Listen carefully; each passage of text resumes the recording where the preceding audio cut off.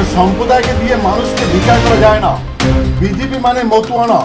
মতুয়া সম্প্রদায়ের অনেক মানুষ আমাকে ভালোবাসেন। শুক্রবার পারবিরাটা বড়বা কালী মন্দিরে পুজো দিয়ে দ্বিতীয় দিনের নমিনেশন ফাইল জমা করতে এসে একথা বলেন বর্ধমান পূর্ব লোকসভা কেন্দ্রের তৃণমূল কংগ্রেস প্রার্থী শর্মিলা সরকার। শর্মিলা সরকারের সাথে ছিলেন মন্ত্রী স্বপন দেবনাথ, বিধায়ক মধুসূদন ভট্টাচার্য, মেন্টর মোহাম্মদ ইসমাইল সহ অন্যান্যরা। বৃহস্পতিবার নমিনেশন ফাইল করেছিলেন বর্ধমান পূর্বের বিজেপি প্রার্থী অসীম সরকার।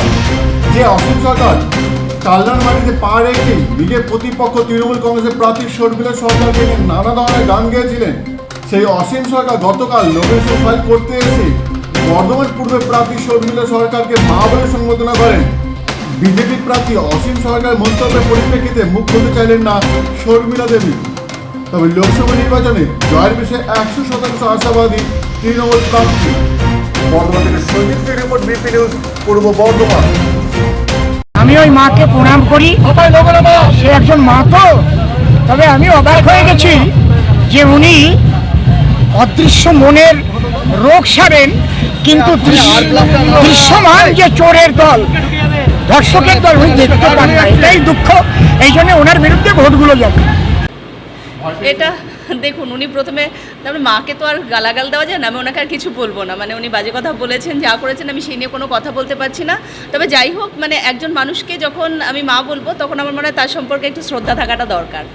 এইটুকুই আমার ওনার কাছে বার্তা বা আপনাদের কাছে বার্তা। আর আমি এটুকুই বলতে চাই, যথেষ্ট নিজে দেখে তবেই এইখানে আমি এসেছি, রাজনীতিতে জয়েন করেছি। আমি এখানে মানুষের জন্য কাজ করতে এসেছি, বা সেইটুকুই আমি বলতে চাই। ওনার কথার কোনো উত্তর আমি দেবো না, সেটা উনি ভালো বলতে পারবেন। যেহেতু আমি মানে অসীম সরকার নই, তো আমার মনে হয় তাকে জিজ্ঞেস করুন।